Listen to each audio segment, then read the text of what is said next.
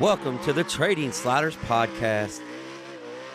Here we go. The Trading Sliders Podcast, Pound the Cushion, Volume number 2, being brought to you by Trading Sliders Podcast. Thank you for hanging out with us on our new Pound the Cushion segment. Going to come out each and every week where we throw stuff around the country to different series directors, racetrack promoters, pushing what we got going on. It's a pretty good little live look in that we started. We did it on a few shows, but the logistics of making all this work on a Sunday night is just a little bit tough. So this here will come out during the week. We want to thank all of our sponsors on the Trading Sliders Podcast that helps make this possible.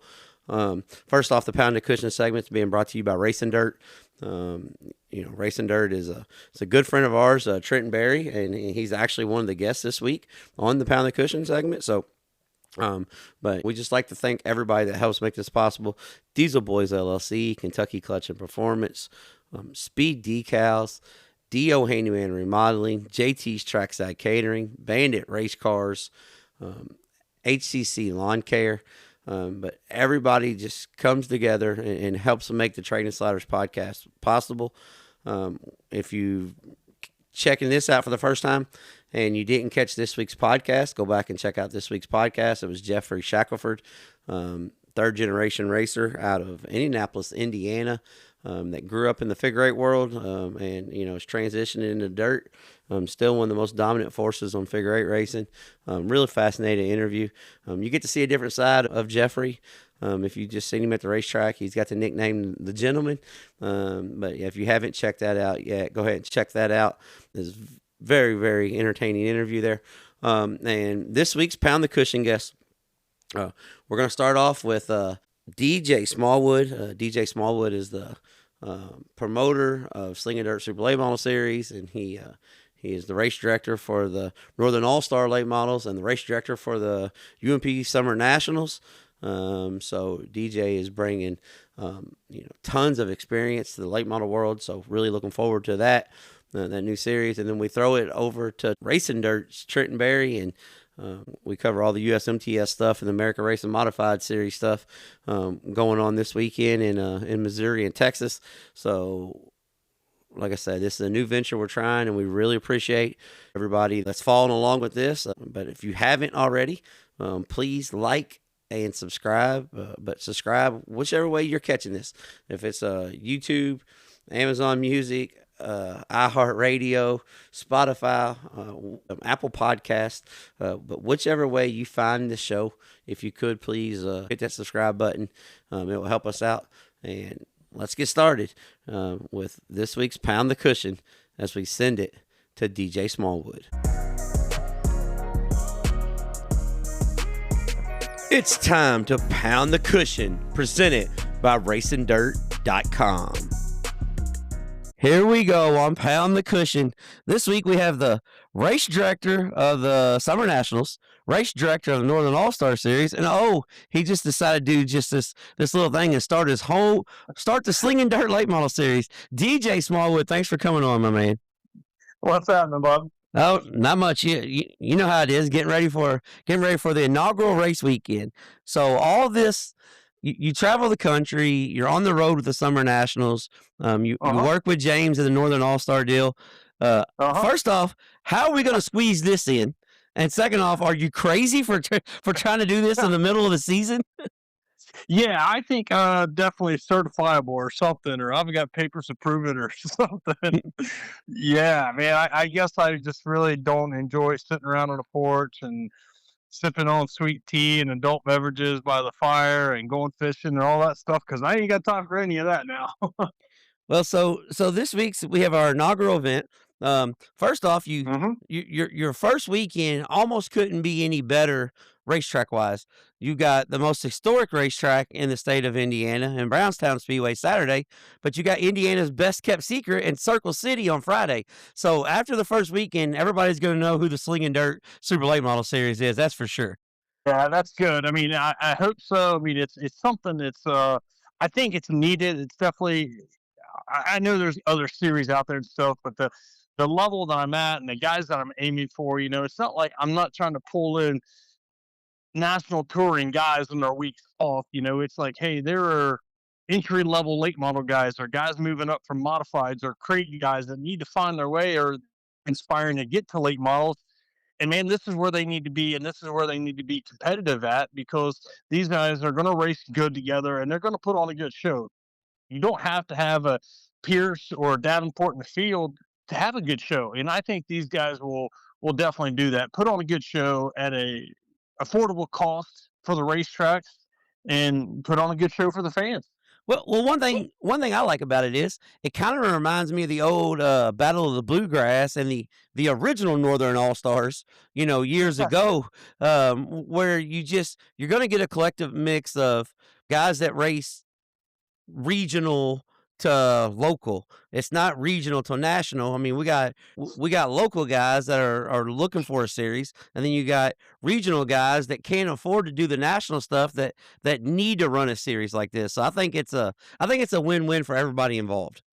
That's 100% right. I mean, you nailed it. I mean, some of these guys, they're super late model teams because they like super late models and they want to race that. But they're not on a 60 race schedule, or most of the racetracks in our area, this region anyway, don't even run late models or super late models on a weekly basis. For one, they just can't afford it because it's expensive to have super late models, but yet they need them to draw in fans. Super late models do bring in a fan base.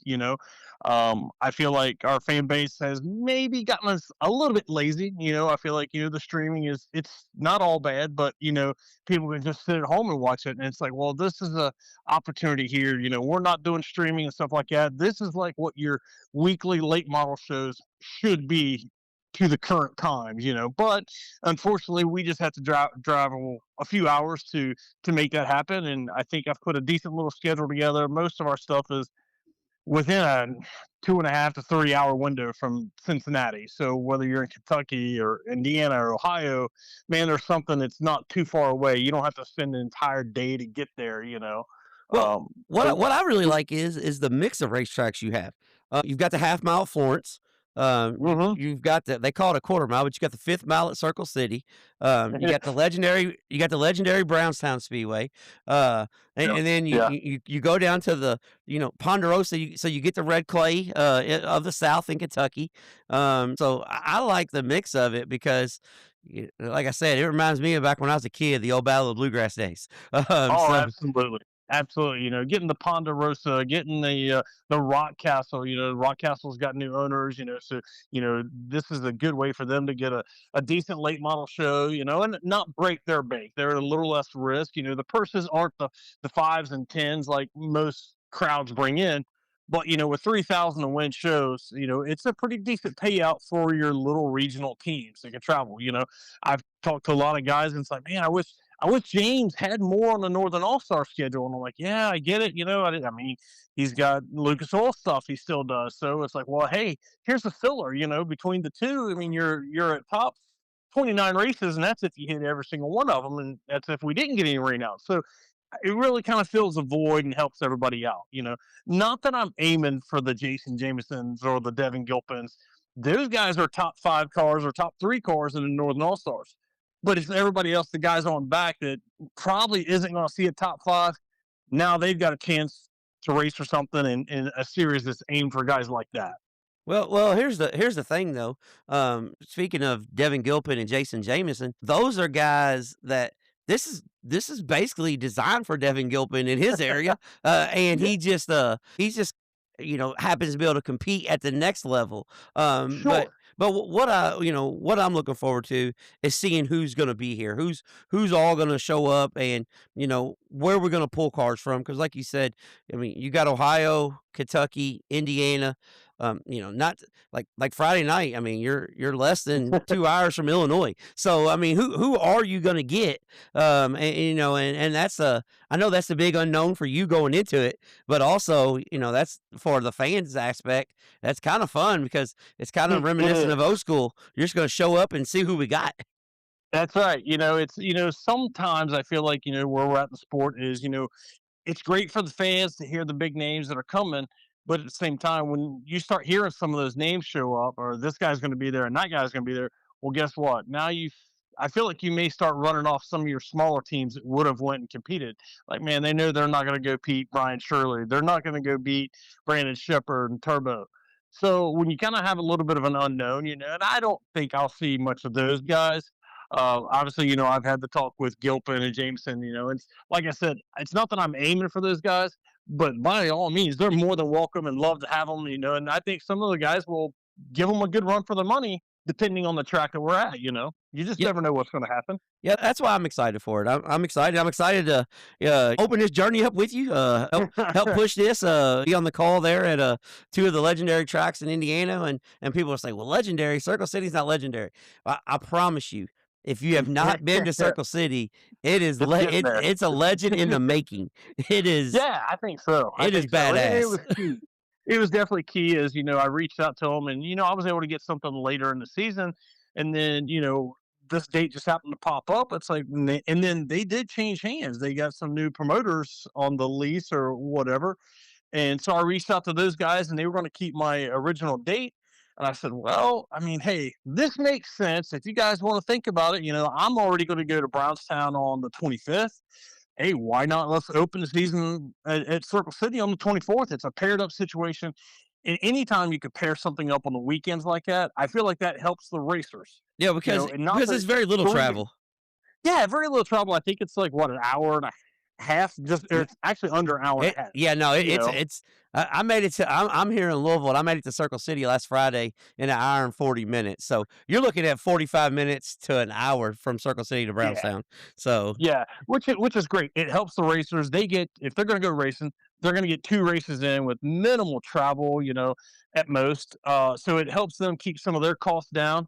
But again, they're still getting a race twice for it, out of one weekend, without having the 4-hour drive or whatever some is, Well, it's hard to always find Friday night tracks that you could pair up with something depending on where you're at. Oh yeah, trust me, I get the scheduling conflict, the headache of finding Fridays and Sundays. You can find plenty of Saturdays.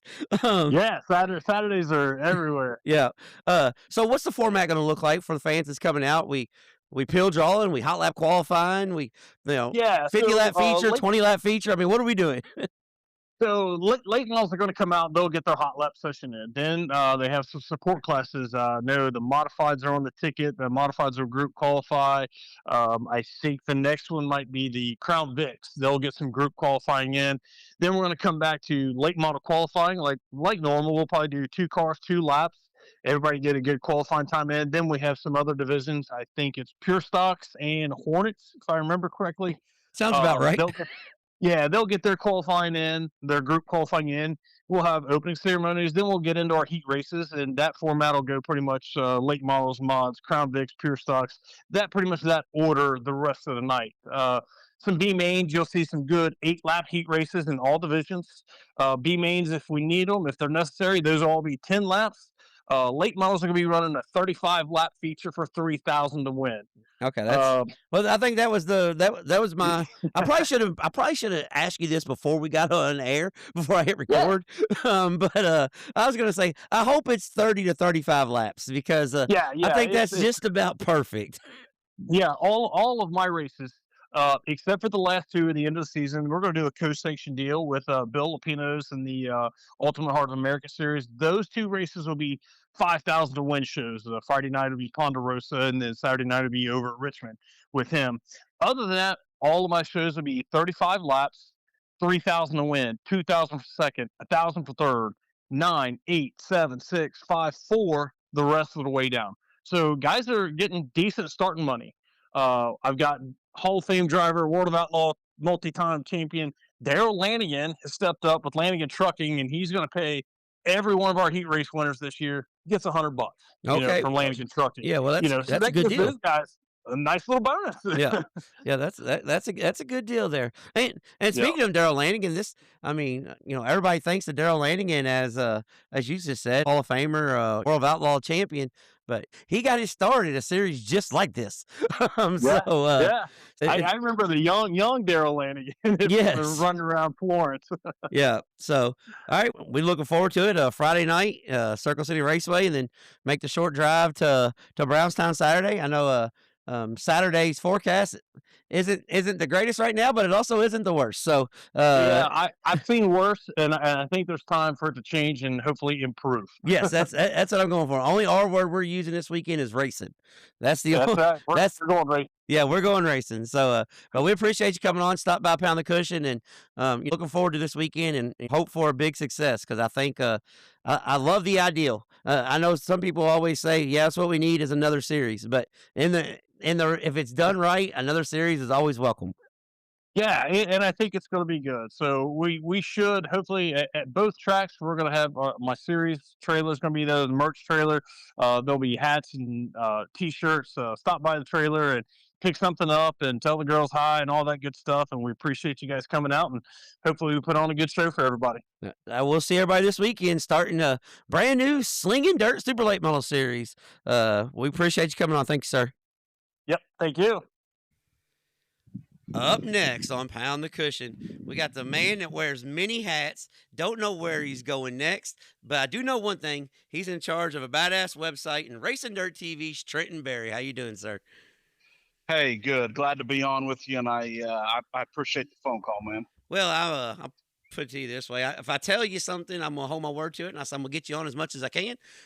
Last week was really not as much as we could because everybody was getting rained out all over the country. Yeah. But this week, you guys at Racing Dirt have a huge weekend lined up. First off, how in the hell do you cover all the events that you do? Well, we just, I'm not at everything, but I'm at a lot of it, and we got a great group of people, and there's about 5, 6 of us that hit this thing hard every week. And, kind of depending on the level of the event. Sometimes we're all there. Sometimes we break up and, work with a few contractors here and there, different parts of the country. And I don't really know. We just kind of stay after it. We've actually cut back this year, on some events and places and, just trying to get maybe a little more streamlined approach. So, each week has its own thing. So I got a couple options this week, kind of depending on weather. We're going USMTS racing as the plan in Memphis, Missouri, place we've been at a bunch over the years.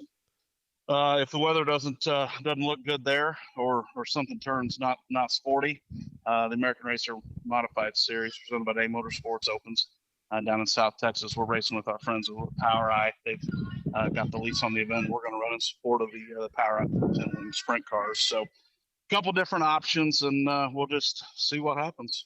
Yeah, it's the Mid American Nationals. I remember watching this race. It seemed like it was just a few years ago, but I look back, you guys are like on year 9 or something. Does that sound right? Yeah, I guess. So we had a big break there at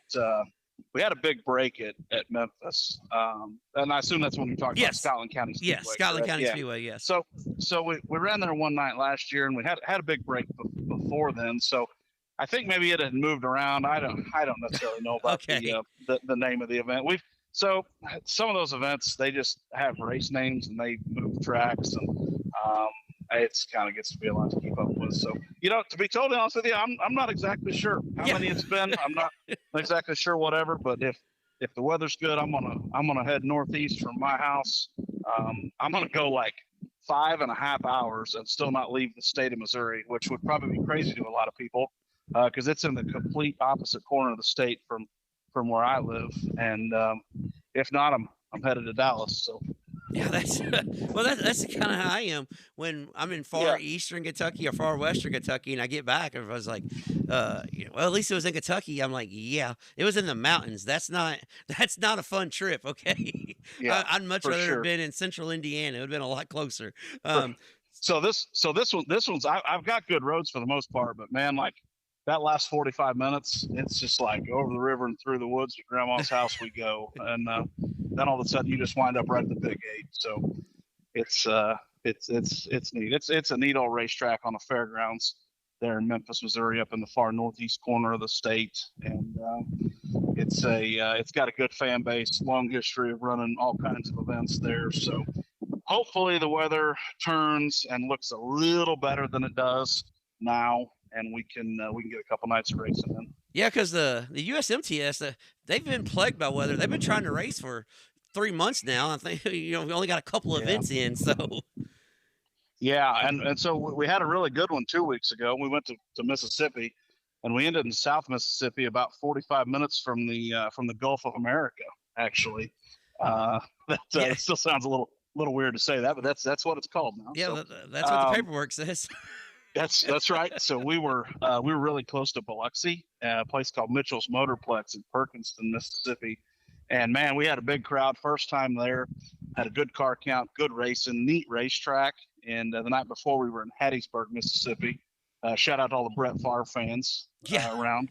Yeah, and I've been to Hattiesburg. It's been I raced there. I went to a Mississippi Challenge late model race there back years ago. And they've got the Mississippi Challenge Series on their schedule, and some of their people around the racetrack were talking about the series coming in there. I think they've ran USCS wing sprint cars there too, I believe. But cool place, man.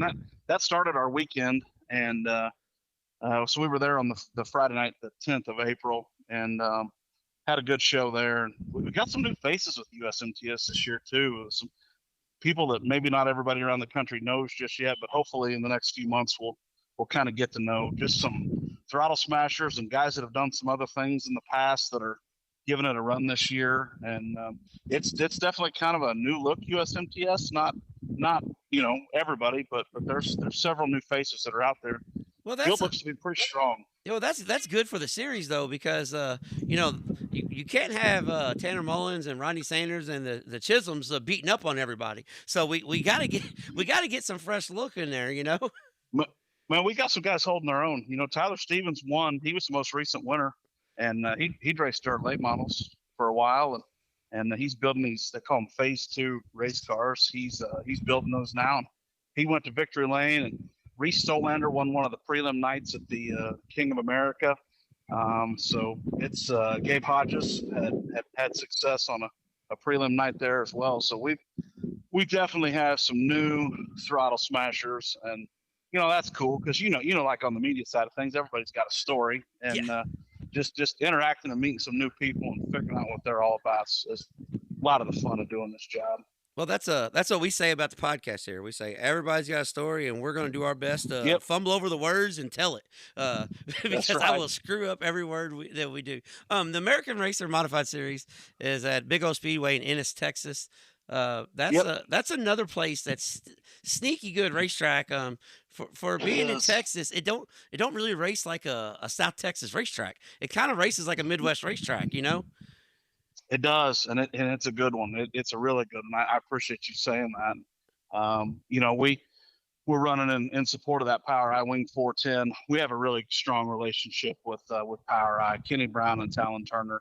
Power Eye actually sanctions our late model tour, super late model tour that's getting ready to start here in the middle of May, and we are USRA with all of our modified stuff. But we work really close with them and are able to have several schedule improvements, just kind of courtesy of that good relationship. And, they help us with a bunch of things. So we're tickled to death to be able to go race with them and open up the American Racer Mod Series presented by Day Motorsports there this weekend with a couple of shows. And, be able to catch a great 410 wing sprint car race as well for all the people out there that we talk a lot about racing dirt, but people that are interested in some really good open wheel stuff, whether it be micros all the way on up. Check out this Start to Finish TV. That's owned by Power Eye. They're good friends of ours, and they do a great job. Yeah, that's the what I like about Start to Finish TV is, which it is Power Eye, so it makes more sense. But when you sit back and look, they cover from the micro sprints to the midgets to the 410. So you can watch the progression as the kids, advance up. That's what I really enjoy about it. For sure. And their midget deal's in kind of a resurgence this year too. I know they've been awful proud of the schedule put together and some of the stuff they got planned for this year. That should be a really big year for the midget division through Power Eye. So this week, if you wanted to catch some local stuff on RacinDirt TV as well, you have Mississippi Thunder, Vado. Is it Vado or Vado? Vado Speedway Park, and then Lucas Oil Speedway. So that's right. You've got plenty of stuff on. If people are in our area, because RacinDirt covers central to the western part of the United States. You guys don't come this far east. So sell RacinDirt to the people. How much is it a month? Is it a monthly subscription? Is it a per event? Where can we find you? How can we get you? Monthly or annually, yeah. 149 a year, 39.99 a month. We got 11 different apps.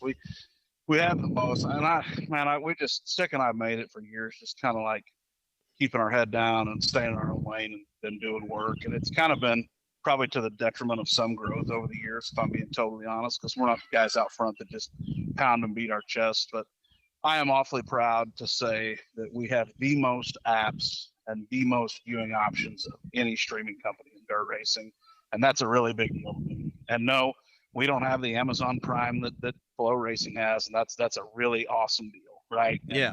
And there's some things that some other people have that we don't. But one thing we can hang our hat on is we have the most access points to purchase and view to try to hit those customers where they're at and how they want to interact with our content compared to every other streaming company that exists. So that's something I'm awfully proud of when people ask me to explain what we're all about and what we do. So we hang our hat on dirt modified racing. We're dabbling our toes in super late models. Our super late model market around here is kind of saturated right now. I don't know. We jumped in the same year that everybody else decided they needed a super late model tour as well. So it's been kind of a interesting off season. So I'm excited to get that going again and show what our brand of racing, what our programs are all about. And I got some great racetracks and great partners on board that are helping us too. And man, this thing's all about people and relationships, whether it's managing our staff, booking races with promoters, getting guys to the shows. We work at it every single day.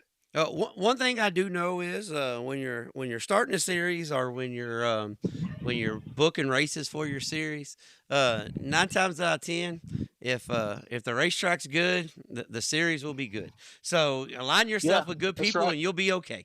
That's just the facts. As most people, like, you get a bunch of series directors and they think it's their, you pat their stuff on the back. I did good. No, you didn't do good. You did what everybody was going to do at this racetrack. If the track's good, we're all going to be good. So that's right. Right. I do want to give a shout too. Getting that late model deal off the ground. Ray Cook and Kelly Carlton and Matt Curl have been super helpful to me. And man, we've picked their brains more times than I could even count. I mean, I've had multiple hour-long conversations with Ray on the phone, and I just have so much respect for all three of those people and what they mean to dirt racing. And those are guys that are really just pushing this thing forward and keeping it going. So, man, you got guys like that in your corner helping you. There's no way you can lose. No way. And talking about Ray Cook, talking about our hectic schedule, you think we have a hectic schedule? Ray Cook has got his hands in everything. I told Ray one time, I said, Ray, I don't know how you do it, and I don't want you to explain it to me because I don't want to take on any more work myself. That's right. That's right. That's right, for sure. But we appreciate you coming on, and hopefully we can push some people your way to RacinDirt.com because you guys do cover the greatest form of modified racing in the country. I know my UMP guys always get mad at me when I say that, but you got to call a spade, and that's the way it is. So we appreciate you coming on and being a part of this podcast and helping out as we try to branch out and push everything across the United States. Thank you, man. Appreciate you as always, and I look forward to the next time we can shoot the bull. I'm already counting down the days. All right, thank you, sir. Thanks, bud.